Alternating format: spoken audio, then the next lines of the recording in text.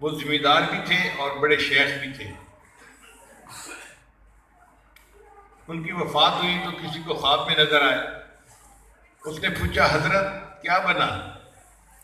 کہنے لگے بھائی اللہ کا میرے اوپر فضل ہوا، اللہ نے میری بخشش کر دی۔ اس نے کہا حضرت آپ نے تو سلسلے کو اتنا پھیلایا، اتنا لوگوں کو ذکر کروایا، نیک بنایا، لوگوں کی زندگیاں بدلی، تو بخشش تو ہونی تھی آپ کی۔ کہ بھائی نہیں، ایک ایسے عمل پہ بخشش ہوئی جو مجھے یاد ہی نہیں تھا۔ حضرت وہ عمل کون سا تھا؟ کہنے لگے کہ سال میں ایک ایسا وقت آتا ہے کہ جب چارے کی کمی ہو جاتی ہے، جانور بھوکے رہتے ہیں، تو جو غریب لوگ ہوتے ہیں نا دیہاتوں میں، ان کے لیے مشکل ہوتی ہے، جن کے پاس زمین تھوڑی ہوتی ہے۔ پھر بعض لوگ تو جو بڑی زمینوں والے ہیں ان کی زمین کا چارہ بلا اجازت کاٹ لیتے ہیں، یعنی چارے کو چوری کر لیتے ہیں۔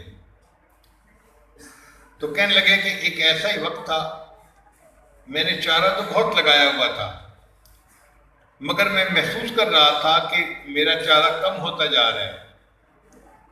اس کا مطلب یہ کوئی رات کے اندھیرے میں آ کے چارہ کاٹ کے جاتا ہے یا پھر آ کے اپنے جانور چراتے ہیں۔ تو ایک رات میں نے فیصلہ کر لیا کہ میں آج کی رات پہرا دوں گا، اور جو بندہ مجھے نظر آیا کہ وہ جانور چرانے میری زمین میں آتا ہے تو میں اس کو پکڑوں گا اور اس کو سختی سے منع کر دوں گا کہ خبردار آئندہ ایسا نہ کرے۔ کہتے ہیں کہ آدھی رات تھی، گہرا اندھیرا ہو گیا، تو میں نے دیکھا کہ کچھ جانور، کچھ بکریاں تھیں، وہ میرے کھیت میں داخل ہوئیں اور انہوں نے چرنا شروع کر دیا۔ اب چونکہ اندھیرا تھا تو مجھے بندہ نظر نہیں آ رہا تھا، تو میں نے دور سے بیٹھ کے پنجابی زبان میں ہم کلامی کی، کیڑا ہیں یعنی تم کون ہو؟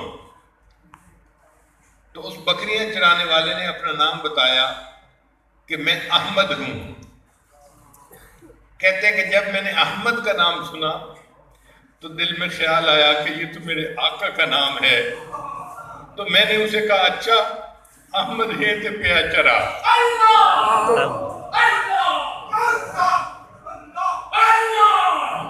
اگر تم احمد ہو تو پھر بکریاں چراتے رہو۔ اللہ کو میری یہ بات پسند آ گئی کہ میرے بندے تو نے میرے محبوب کے نام کا ادب کیا، میں نے تیری زندگی کے سب گناہوں کو معاف کر دیا۔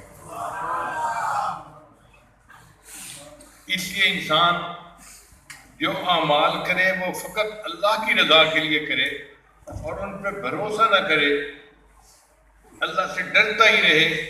کوئی نہیں جانتا کہ قیامت کے بندے کا انجام کیا ہو۔